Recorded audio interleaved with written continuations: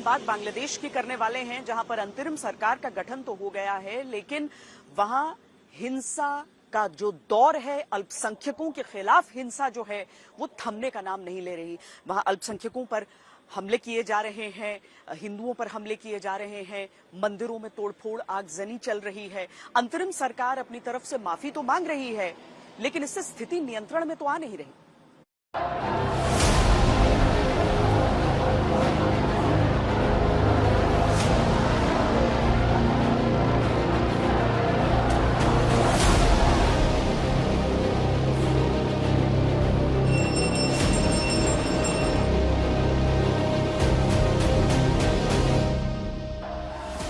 बांग्लादेश में तख्ता पलट के बाद जिंदगी अब तक पूरी तरह से पटरी पर लौटती नहीं दिख रही।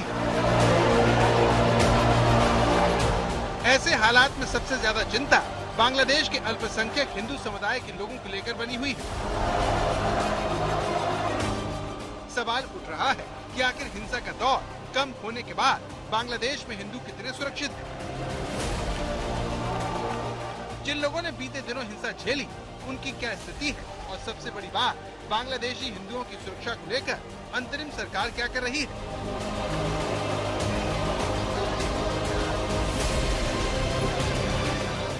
आज तक बांग्लादेश में ग्राउंड जीरो पर उतरकर इन सब सवालों का जवाब जानने की कोशिश कर रहा है, लेकिन इस पड़ताल से पहले सरकार की ओर से आया एक बयान जमीनी हालत काफी कुछ बयां कर रहा है। बांग्लादेश में 5 अगस्त को हुए सियासी घटनाक्रम के बाद हिंदू समुदाय सीधे उपद्रवियों के निशाने पर आ गया। कई जगहों पर हिंदुओं को टारगेट करके हमला किया गया, कई जगहों पर मंदिर मठों को निशाना बनाया गया। ये तस्वीरें बांग्लादेश के मेहरपुर के इस्कॉन मंदिर की हैं, जिसे देखकर ही अंदाजा लगाया जा सकता है कि हिंदुओं के खिलाफ किस हद तक का गुस्सा उमड़ा होगा, कैसे भीड़ ने मेहरपुर के इस्कॉन मंदिर को निशाना बनाया होगा। इस समय जो तस्वीरें देख रहे हैं, ये इस्कॉन मंदिर के अंदर की तस्वीरें हैं और यहाँ पर आप देखेंगे सब कुछ जलकर राख हो गया है। जाहिर है थोड़ा अंधेरा है क्योंकि बिजली काट दी गई है, और अभी आप जो देख रहे हैं ये देखिए, पूरी इमारत जलकर राख हो गई है। और यहाँ पर आप जो देख पा रहे हैं, सब कुछ जला दिया गया है। ये हिंसा के निशान हैं, सब कुछ जलकर खाक हो चुका है। और जैसे जैसे आप आगे जाते हैं, ये देखिए यहाँ पर आगजनी देख पा रहे हैं, इसमें साज सामान है। मंदिर में पूजा पाठ के लिए जिन भी वस्तुओं का इस्तेमाल होता है वो सब कुछ तोड़ी फोड़ी गई हैं और बाकी चीज़ें जलाकर राख कर दी गई हैं। बांग्लादेश के कई शहरों में भी ऐसी स्थिति दिख रही है, जो हिंदुओं के हालात को लेकर चिंता बढ़ा रही है, क्योंकि सबसे बड़ी मुश्किल ये है कि पुलिस अब तक ग्राउंड पर उतर नहीं सकी है। ऐसे में हिंदुओं और अल्पसंख्यकों की सुरक्षा बांग्लादेश में बड़ी चुनौती बनी हुई है। बांग्लादेश में मौजूदा स्थिति के बीच सबसे बड़ी चुनौती है पुलिसकर्मियों के लिए, जिनकी जिम्मेदारी है कानून व्यवस्था, लॉ एंड ऑर्डर मेंटेन करना। लेकिन ज्यादातर देश में पुलिसकर्मी फिलहाल सड़कों पर दिखाई नहीं दे रहे हैं। मैं इस समय भारत बांग्लादेश की सीमा पर सबसे नजदीकी शहर मेहरपुर में हूं और मेरे ठीक पीछे आप मेहरपुर पुलिस हेडक्वार्टर देख रहे हैं और सभी पुलिसकर्मी यहाँ हेडक्वार्टर के अंदर ही हैं। ये कोई कैद नहीं है, लेकिन वो यहाँ से बाहर नहीं जा सकते क्योंकि मौजूदा परिस्थितियों में जिस तरह का खतरा उन्होंने देखा है, खासकर ढाका में आपने जो तस्वीरें देखी हैं और जिस तरह से प्रदर्शन के खिलाफ कार्रवाई हुई, ऐसे में एक गुस्सा था। और उसके बाद पुलिसकर्मी दरअसल इन जगहों से अपने या तो थानों में चले गए या फिर कई सारे शहरों में तो अंडरग्राउंड हो गए। आप देख पा रहे हैं यहाँ पर ये तमाम पुलिसकर्मी अपने अपने इलाकों में हैं और पुलिस थानों की जो सुरक्षा है वो दरअसल सेना को सौंप दी गई है। तो आप देख पा रहे हैं कि ये पुलिस थाना है, ये पूरा प्रांगण है और आपको अंदर जो लोग दिखाई देंगे, आप समझिए कि पुलिस और पुलिस थानों की सुरक्षा बांग्लादेश की सेना को सौंप दी गई है। राजधानी ढाका समेत कई शहरों में हिंदू समाज विरोध प्रदर्शन कर रहा है। बांग्लादेश के अस्थिर हालात के बीच सुरक्षा की मांग कर रहा है। पूरे समाज में डर है। शहर, सड़क, मंदिर, हर जगह इसका असर है।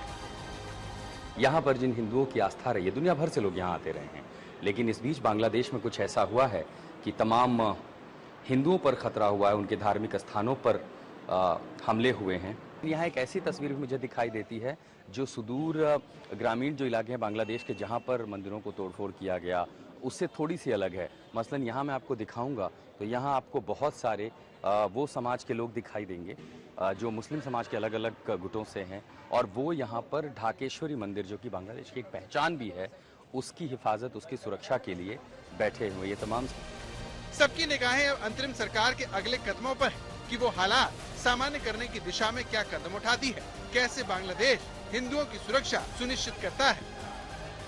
ढाका से आशुतोष मिश्रा के साथ आज तक ब्यूरो।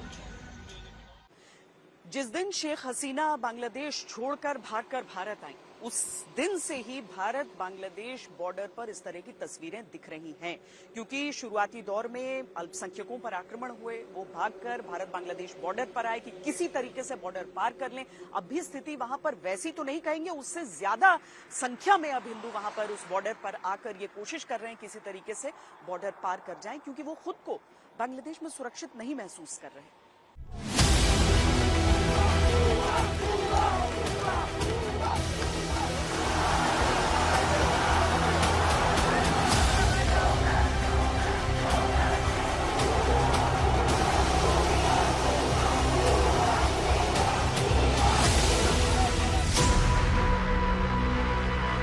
पटरी से उतरे बाद लोग कह रहे हैं कि देश में जैसा कोहराम मचा, उसकी कल्पना किसी ने नहीं की थी। आदमी लोग कभी ऐसा सोचा नहीं, ऐसा सब सपने में देख रहे, ऐसा सोचा आदमी लोग को, मगर ऐसा हो जाएगा कभी कोई। आप ढाका में ही रहते हैं? हाँ। हिंदू समाज के डर और गुस्से के बीच विरोध प्रदर्शनों का दौर जारी है। करीब 91% मुस्लिम आबादी वाले बांग्लादेश में हिंदुओं ने कभी अपने को इतना असुरक्षित महसूस नहीं किया जितना आज कर रहे हैं। अब ये बांग्लादेश के मजहबी ताने बाने पर बड़ा सवाल बनकर खड़ा हो गया है कि आखिर बांग्लादेश की 8% हिंदू आबादी का भविष्य क्या होगा। ढाका से आशुतोष मिश्रा के साथ आज तक ब्यूरो। बांग्लादेश में आम लोग तो छोड़िए, जो सुरक्षा कर्मी है वो भी खुद को सुरक्षित महसूस नहीं कर रहे हैं। इस समय बांग्लादेश की क्या स्थिति है, आपको इस रिपोर्ट के जरिए बताते हैं।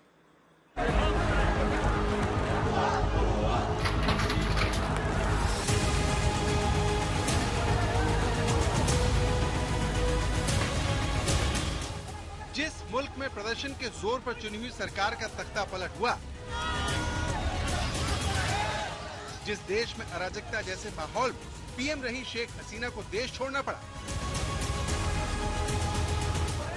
जहां प्रदर्शनकारी छात्रों ने सुप्रीम कोर्ट का घेराव किया, चीफ जस्टिस को पद से हटने पर मजबूर कर दिया गया,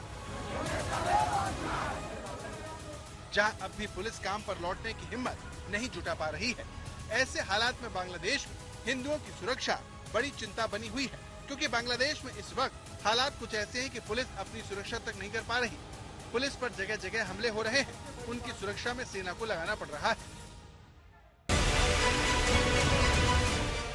इतना ही नहीं, भले ही माहौल शांत दिख रहा हो, लेकिन विरोध प्रदर्शन कब शुरू होकर हिंसा की शक्ल ले सकता है, कोई नहीं कह सकता। 5 अगस्त की घटनाओं को याद कर हर कोई डरा हुआ है।